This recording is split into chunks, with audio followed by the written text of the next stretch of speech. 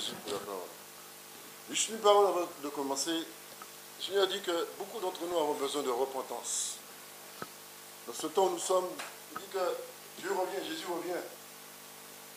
Et nous devons nous préparer à son retour. Nous repentir de notre vie de tous les jours.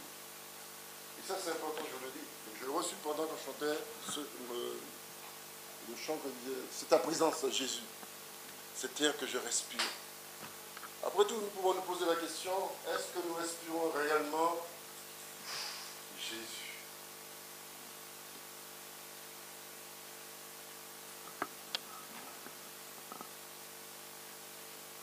J'entends rien. Y a-t-il quelqu'un dans cette salle, à part moi? Ah, il y a l'Esprit de Dieu, je pense.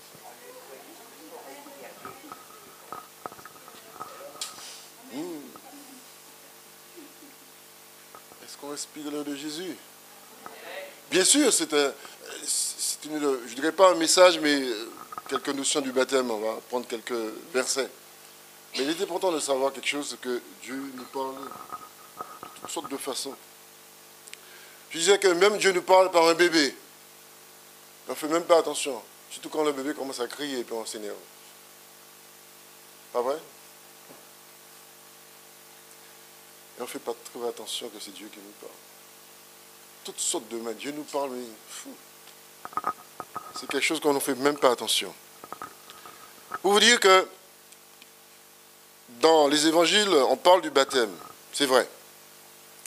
Mais si nous remontons dans l'Israël antique, au temps d'Israël, dans le Lévitique, il est dit que Aaron, avant de se présenter devant Dieu, il devait se laver. Avant de se présenter devant Dieu. Il est dit dans le Lévitique, je vous donne la référence, le Lévitique 8.6, Moïse fit approcher Aaron et ses fils et il les lava avec de l'eau. Pas avec du savon, avec de l'eau. Hein. Il n'y avait pas de savon. Hein. Et de l'eau. Il n'a pas dit qu'il a pris du savon, il les a lavés, il les a rincés après. Nous, ce que nous faisons quand nous prenons une douche, on prend de l'eau, on met du savon, on se rince après, on est nickel comme propre. Mais là, on ne va pas prendre du savon. Hein. On va les prendre, on va les mettre directement dans l'eau. On ne va pas prendre du savon, on va dire, tiens, il faut du savon, du bain-douche. On va prendre le bain-douche d'abord et après, on va les rincer dans... Et oui. Mais tout cela, bon, la Bible nous montre que de l'eau, l'eau est par défaut quelque chose de purificateur, qui purifie. Et cela, il faut le savoir. On ne va pas tout rester dans l'Ancien Testament parce que ça va être trop long. Donc, l'immersion rituelle dans l'eau, ça existait déjà. Ça ne date pas d'aujourd'hui, c'était l'ombre des choses à venir. Donc, cela existait. Les rites d'immersion étaient associés au maintien de la pureté rituelle. Donc, ça existait. Et en cas, particulièrement des prêtres. C'est les prêtres qui faisaient ça.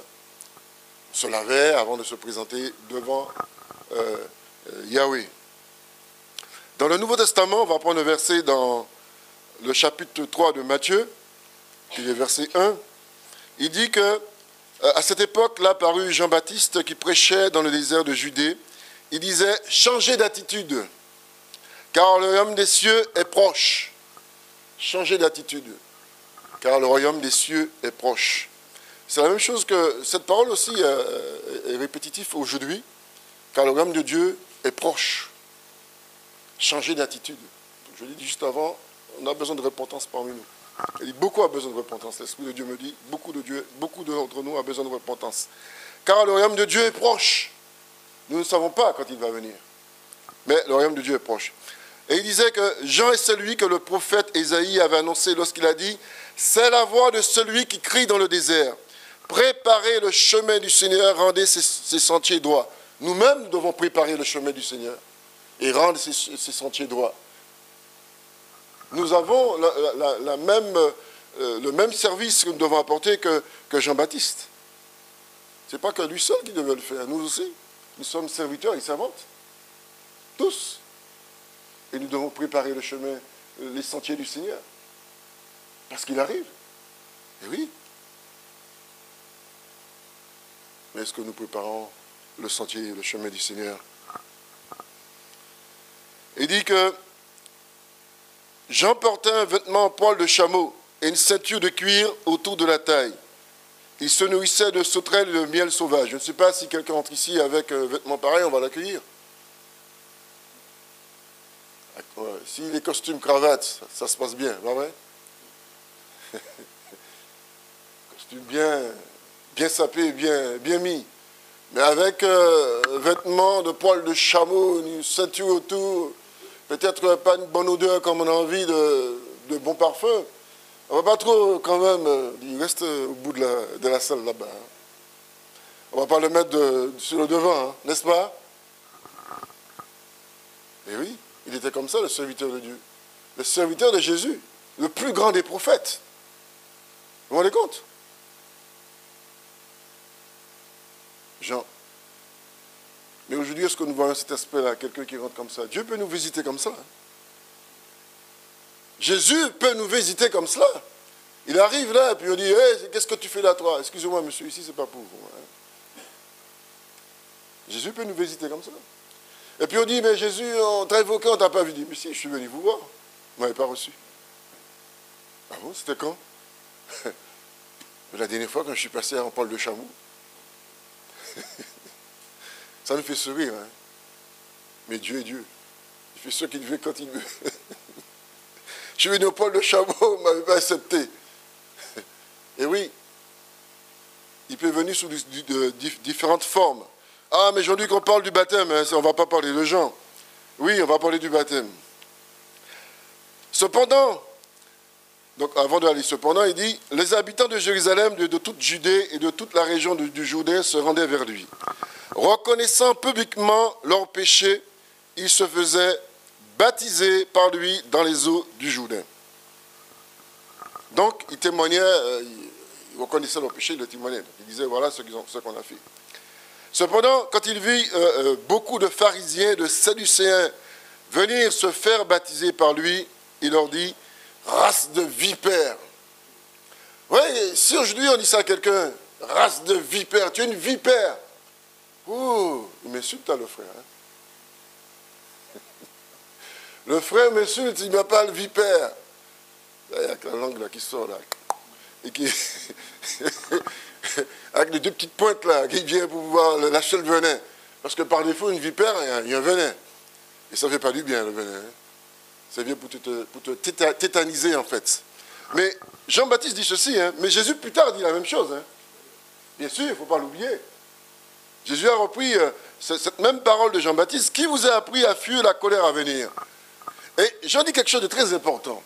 Il dit, produisez donc du fruit qui confirme votre changement d'attitude et ne vous avisez pas de dire en vous-même, nous avons Abraham pour ancêtre. En effet, je vous déclare que sous ses pères, Dieu peut naître des enfants d'Abraham. Jean dit, mais si vous venez vous faire baptiser, montrez vraiment que vous avez changé d'attitude. Des fruits dignes de la repentance.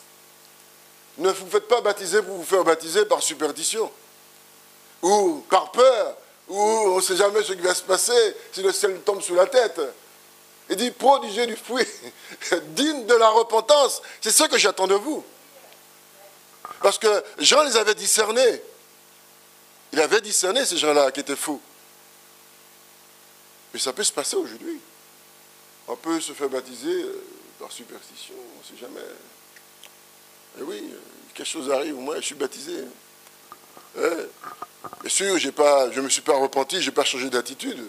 Mais j'ai eu le baptême. Mais c'est pas ce que la Bible dit. Repentez-vous, changez d'attitude. Est-ce qu'on peut se faire se baptiser sans changer d'attitude? Je vous pose la question.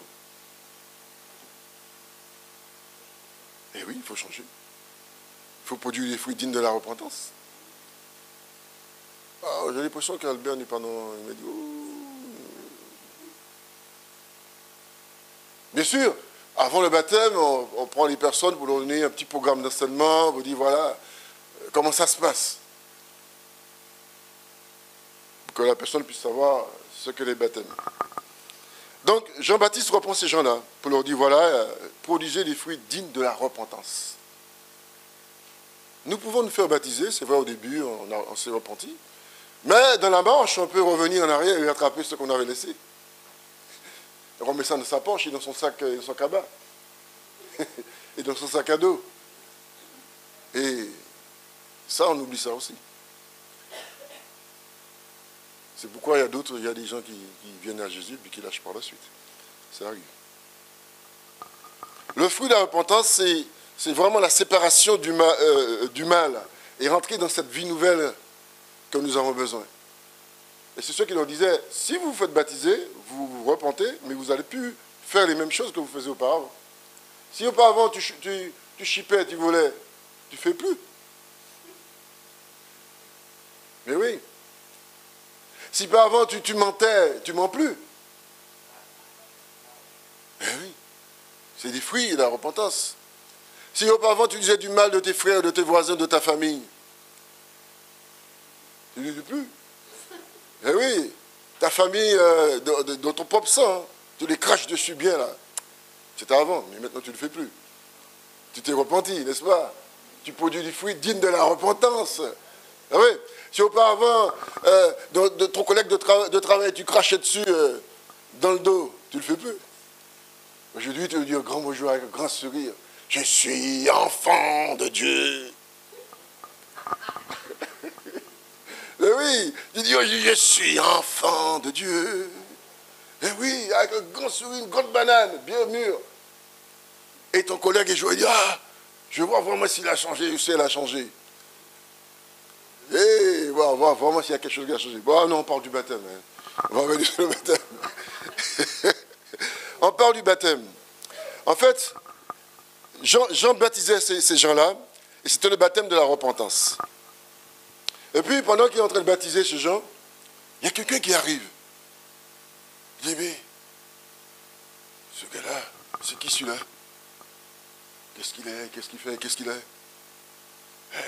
J'ai jamais vu ce gars. C'était Jésus qui arrive.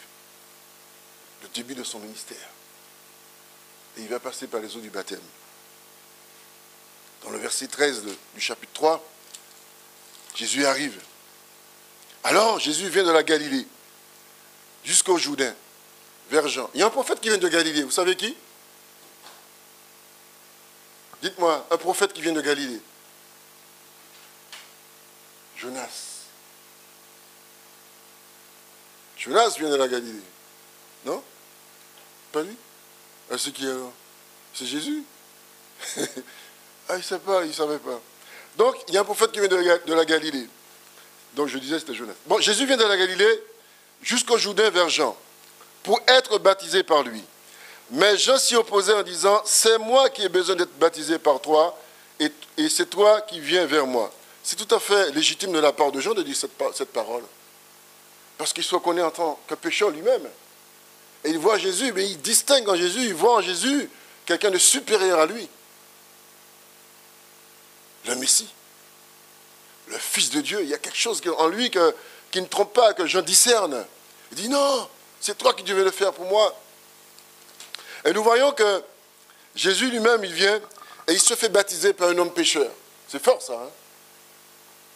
Le Fils de Dieu se fait baptiser par un homme pécheur. Jésus est un homme humble et sage. Il dit laisse faire. Faisons ce que le Père demande. Laisse faire ça. Jésus rentre dans l'approbation de Dieu.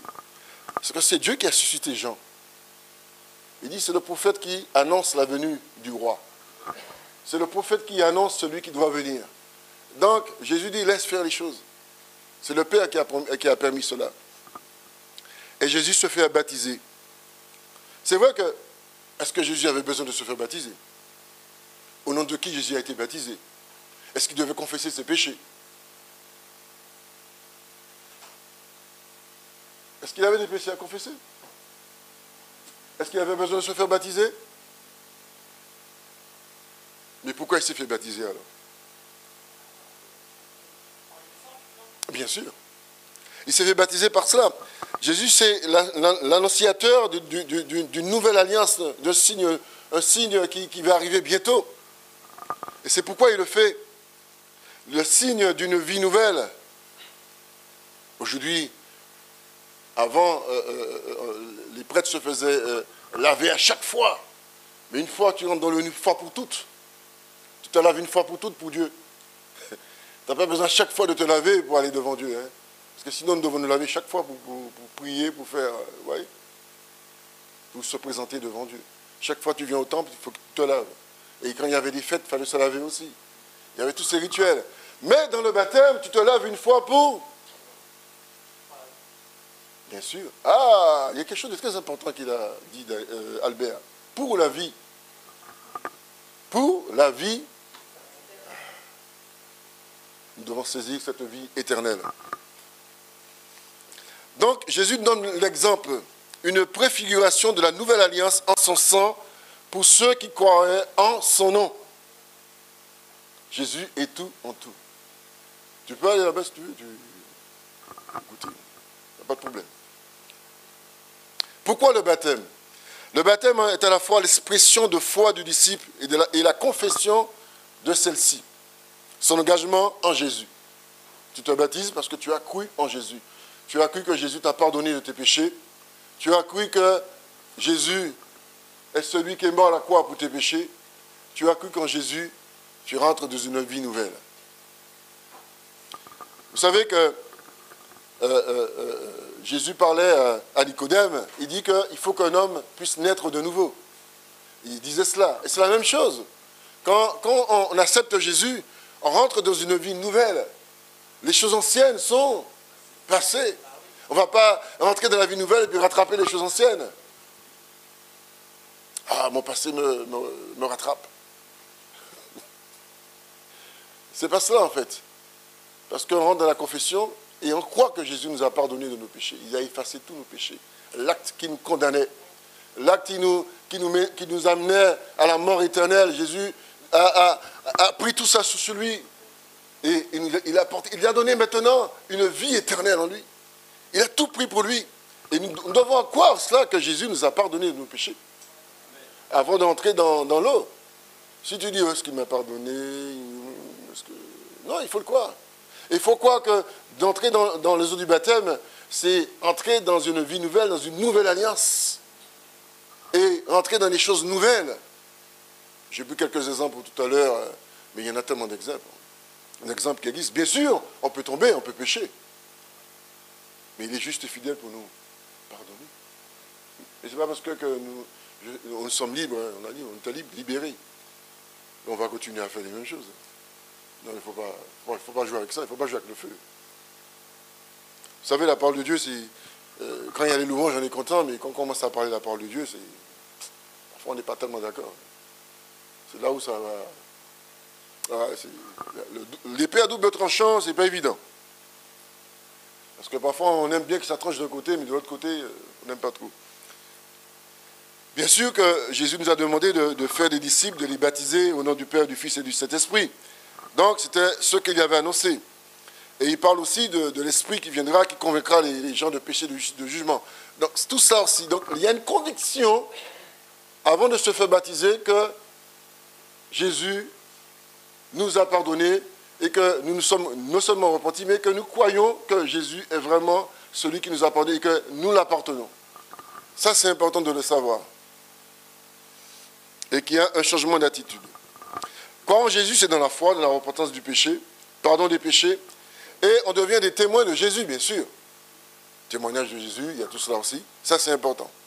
Donc, nous sommes en train de survoler ça, parce que, bon, ça va vite. Baptême au nom de Jésus.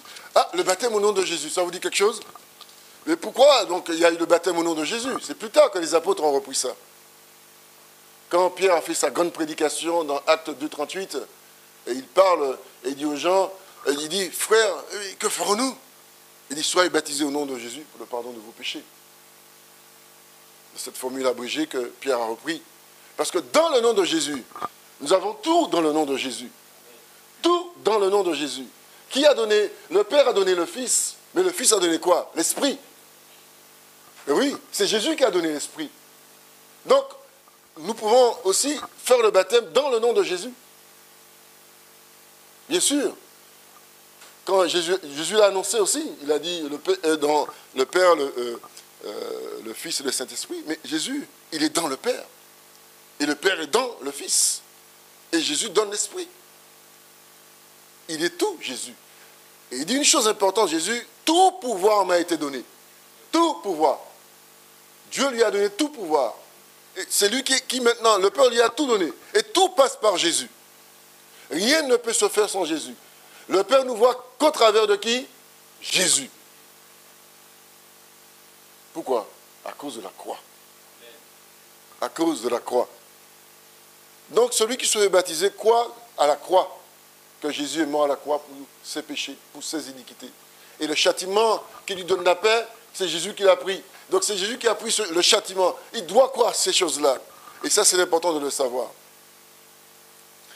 Dans Marc 16, il dit, celui qui croit et qui sera baptisé sera sauvé. Mais celui qui ne croira pas sera condamné. Je vais poser une question. Est-ce qu'il est important d'être baptisé pour être sauvé? Est-ce qu'il faut vraiment être baptisé pour être sauvé? Tant qu'on est vivant, on doit le faire.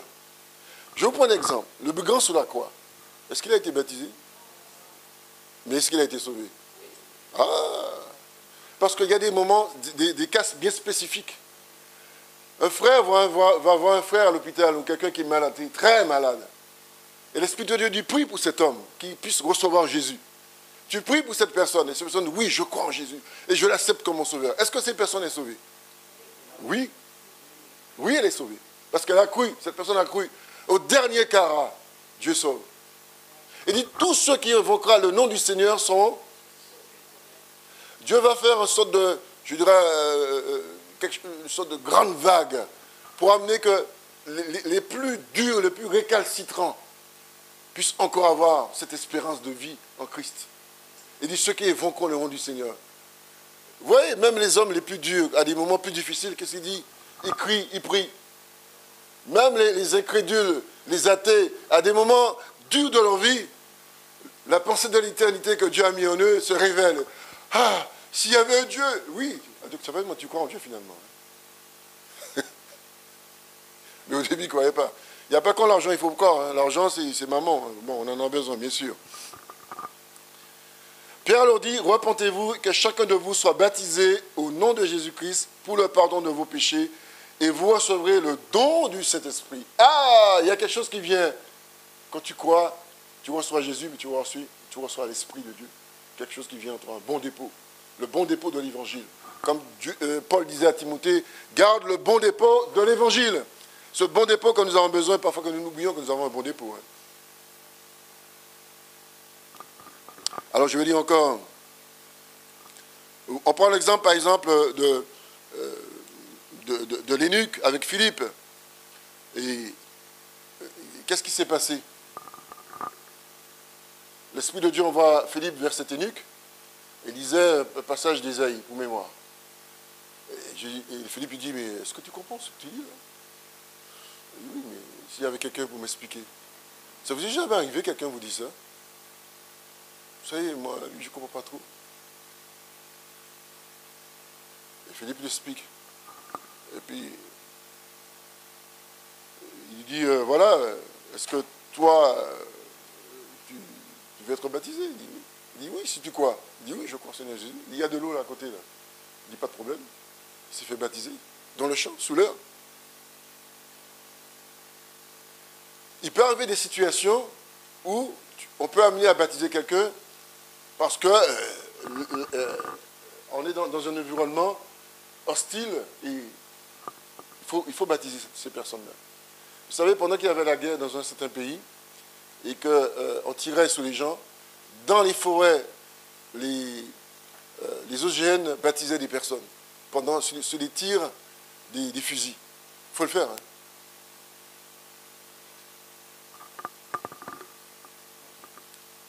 Il faut le faire. Et pendant qu'ils tiraient les fusils, ils passaient par les eaux du baptême. En pleine guerre. Il y a des situations qu'on n'a jamais pensées. 1 Pierre 3, 21, pour terminer, juste avant pour terminer. Cette eau était une figure du baptême, qui n'est pas la purification des cieux du corps, mais l'engagement d'une bonne conscience envers Dieu. Ça veut dire que, il dit que le baptême, ce n'est pas vraiment les cieux du corps, parce qu'il dit, on se baptise parce que c'est l'engagement d'une bonne conscience, qu'on croit que Jésus nous a pardonné. Mais la véritable chose qu'on nous voit ici, c'est que, il dit que, et qui maintenant vous sauve et vous aussi par la résurrection de Jésus-Christ.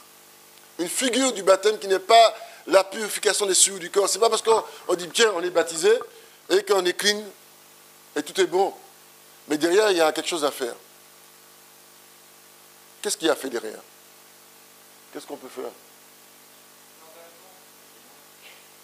Bien sûr, l'engagement. Là, tu as signé là pour...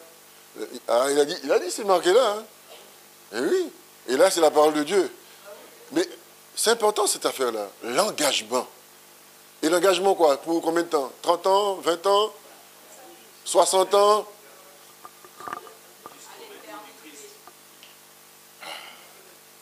Il y a une parole que le frère a sortie qui est très importante. Jusqu'au retour. Celui qui persévérera jusqu'à la fin. Ce n'est pas un engagement pour 10 ans et puis je vais changer de fournisseur. Non. C'est pas ça. Il dit ah non, au bout de 15 ans, il dit oh, c'est bon, hein. C'est ça qu'on dit, hein. C'est bon. Non, c'est pas bon, c'est mauvais. Tu t'es engagé avec Jésus pour la vie éternelle.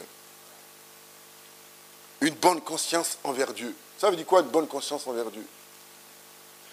Une bonne conscience envers Dieu. C'est quoi une bonne conscience envers Dieu? C'est dans la vie de tous les jours déjà. Déjà envers qui déjà? Tes frères déjà et sœurs dans l'assemblée. Envers qui encore?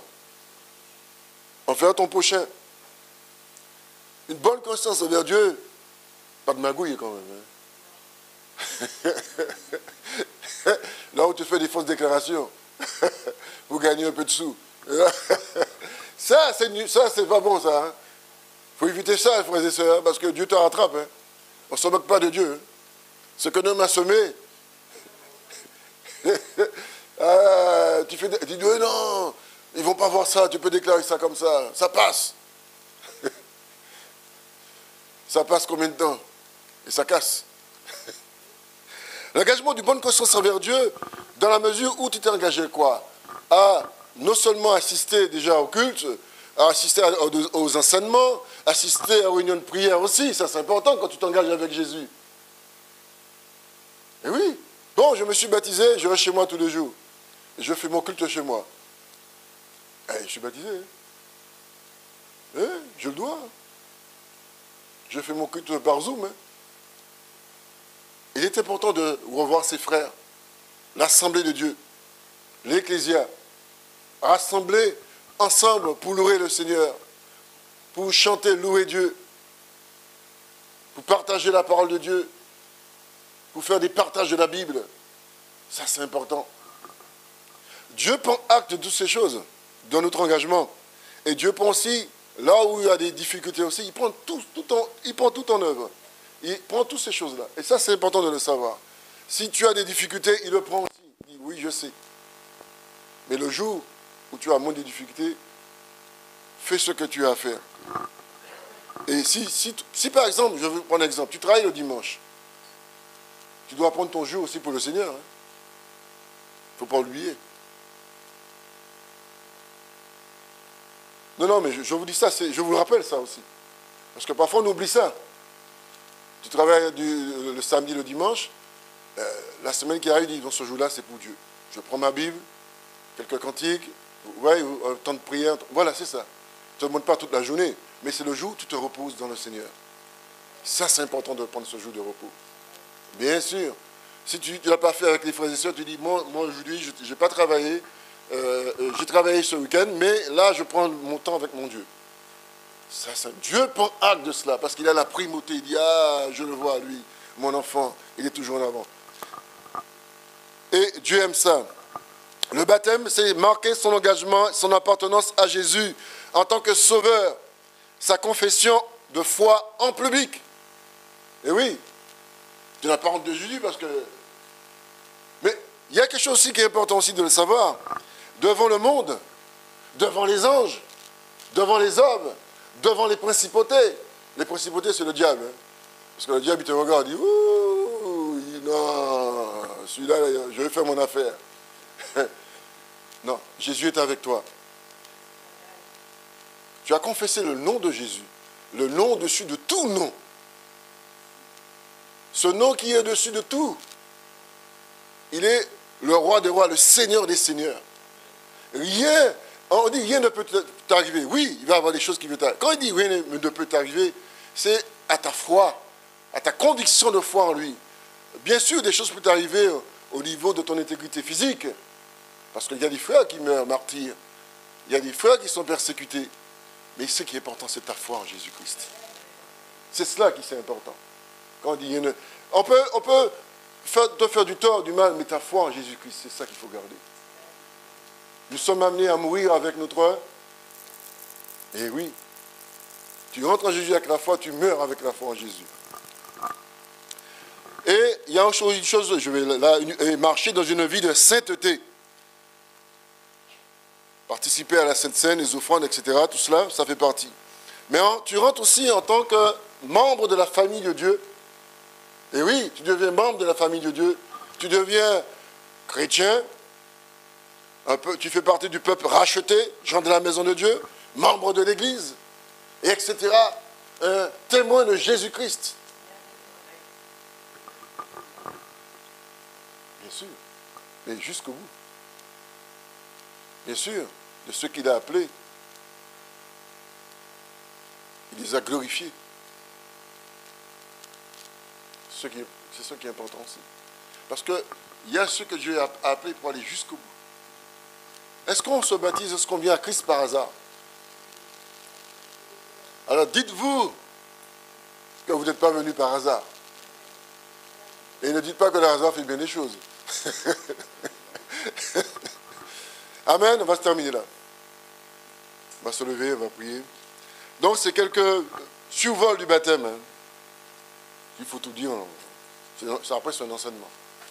Seigneur, nous te bénissons, Dieu Tout-Puissant. Nous te remercions pour ces quelques paroles. Nous te bénissons, Seigneur, pour ces moments que toi, tu permets. Et nous te remercions, Jésus, pour Laurent et Thérèse. De ses amis aussi qui sont là, frères et sœurs, nous les bénissons, Jésus. Nous te remercions, Seigneur, pour tout le peuple de Dieu. Nous te remercions pour nos frères et sœurs de toute nation, de toute langue. De ceux qui sont dans les combats, dans les luttes, dans les difficultés, dans les persécutions. Jésus.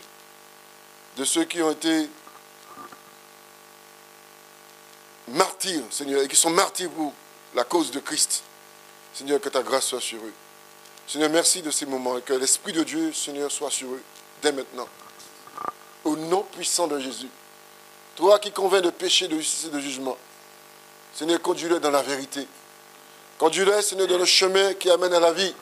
Jésus, tu as dit, je suis le chemin, la vérité et la vie. Ils ont accepté ce chemin. Avec, Seigneur, tout ce qui va se passer quand on prend le nom de Jésus. Quand tu prends le nom de Jésus, il faut t'attendre aussi à des combats, à des luttes. Quand tu prends le nom de Jésus, il faut accepter l'opprobre. Oui, lui-même a accepté l'opprobre. Toi aussi, tu dois accepter l'opprobre. Vous aussi, vous devez accepter l'opprobre. Mais tu le fais pour le nom de Jésus. Le nom de chrétien veut dire cela. Celui et celle qui est persécuté, qui tombe de la persécution aussi. C'est cela que ça veut dire. Bien sûr, c'est à l'époque un nom péjoratif, mais que les apôtres ont adopté et que nous avons adopté aujourd'hui. Souffrir, la souffrance pour Jésus, cela aussi passe par là. Il y aura des bons moments, mais il y aura aussi des moments difficiles. Et Dieu va nous regarder, et Dieu va vous regarder dans les moments difficiles. Savoir comment vous allez vous tenir, comment vous allez vous contenir. Mais la chose la plus importante, invoquez le nom de Jésus. Invoquez le nom de Jésus. Que le nom de Jésus soit comme la corde à 3 brins au milieu de vous et tirez dessus. Seigneur, merci pour Thérèse, merci pour Laurent. Et que l'Esprit de Dieu les conduise dans ce qui est bon, dans ce qui est juste. Garde-les, Seigneur, de ta grâce, de tout prédateur. Garde-les, Seigneur, de tous ceux qui peuvent, Seigneur, les tirailler à droite et à gauche de toute influence spirituelle, ô Dieu Tout-Puissant. Garde-les, Seigneur, parce que c'est toi seul qui peux les garder. Et je veux proclamer dès maintenant, Jésus, ton sang sur eux. Que ton nom soit béni, Père, au nom de Jésus. Amen.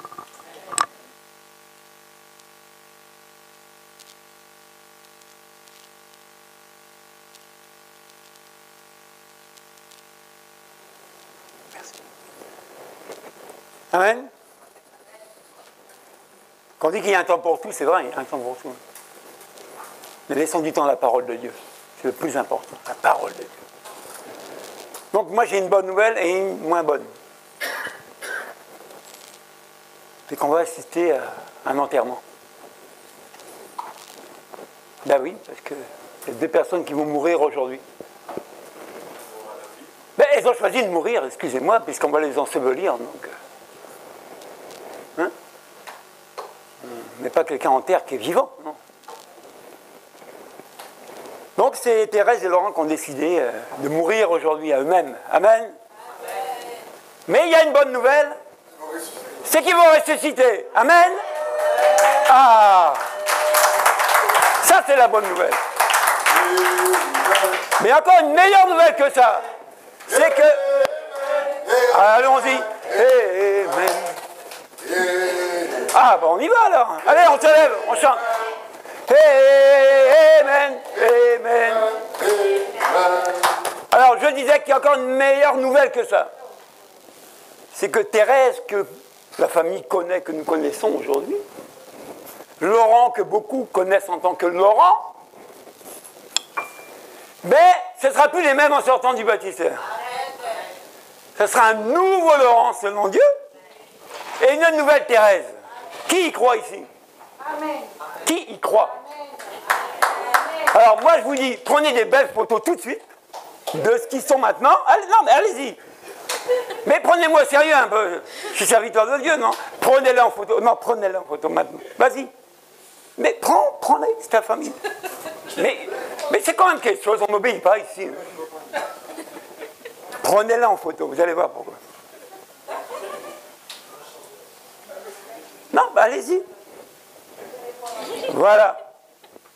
Ici, on ne calcule rien. Amen. C'est l'Esprit de Dieu qui conduit. Donc, on obéit à l'Esprit de Dieu. Allez-y, prenez les photos. Comment dire, le serviteur, il n'est pas bien. Je suis très bien. Je suis très bien. Je suis plus que bien. Vas-y, Mylène, prends-la en photo. Regardez-les bien.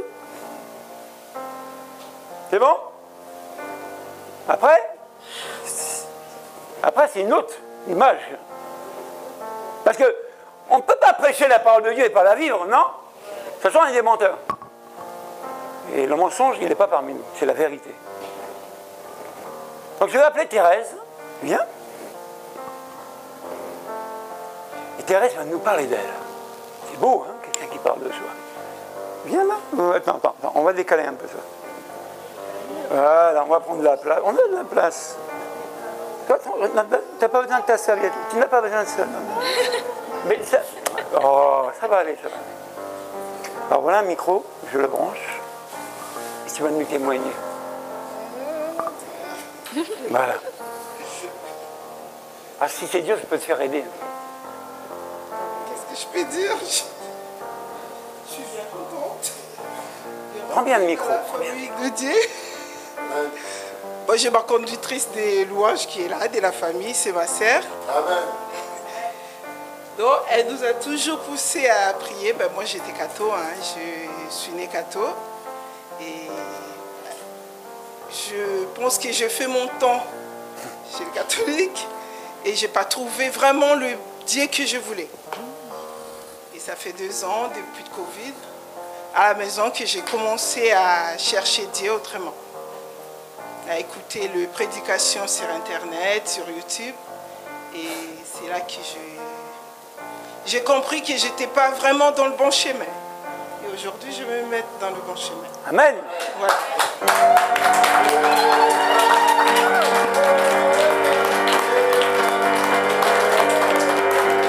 Je vais aider à baptiser. Je vais aider. Voilà, il va aider.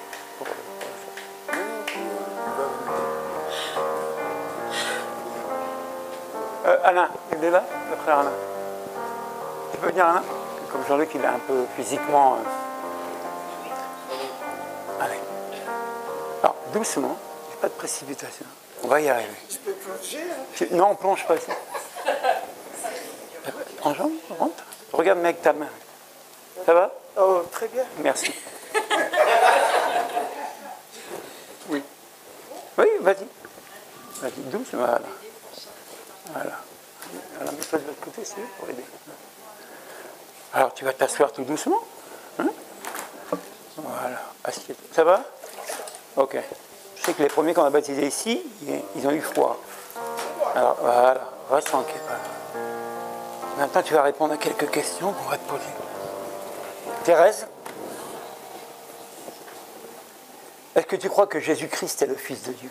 Oui, je le crois. Est-ce que tu crois qu'il est mort et ressuscité? Oui, je le crois. Est-ce que tu crois qu'il a pardonné tous tes péchés? Oui, je le crois. Alors Thérèse, sa confession de foi, je te baptise au nom de Jésus.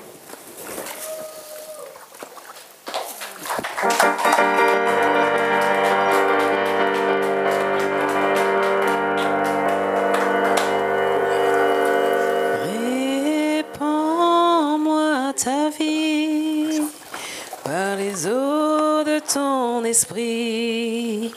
Crée en moi un cœur nouveau, je t'en prie.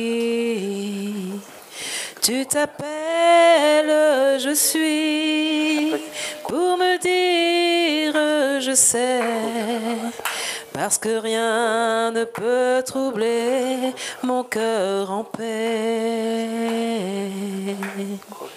Shiloh, inscris ton nom dans mon esprit, sinon je ne saurais pas vivre en moi ta vie. Shiloh, ta gloire éclaire tout mon être. Au nom de ton amour je vis. Shiloh, inscris ton nom dans mon esprit. Sinon, je ne saurais pas vivre en moi ta vie. Shiloh, ta gloire éclaire tout mon être. Au nom de ton amour, je vis. Alléluia. Merci Seigneur. Gloire à Dieu.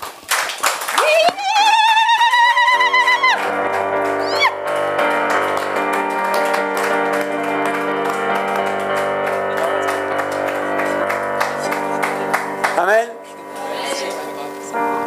Alors on va appeler Laurent. Laurent, tu peux enlever tes chaussettes, c'est possible? Voilà.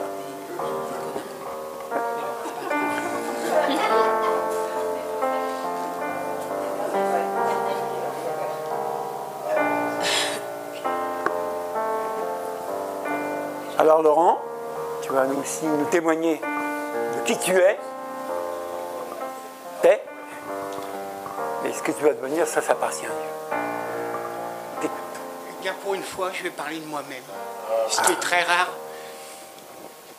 Né plus ou moins catho, franchement brebis égaré, je ne me suis absolument jamais retrouvé dans le dogme de la religion catholique. Et un jour, je me suis approché très très près du diable. J'ai frôlé le péché mortel. Et Jésus m'a refusé, il m'a renvoyé.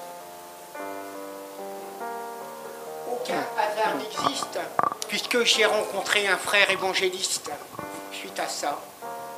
Et nous avons commencé à parler de Dieu, de Jésus ensemble.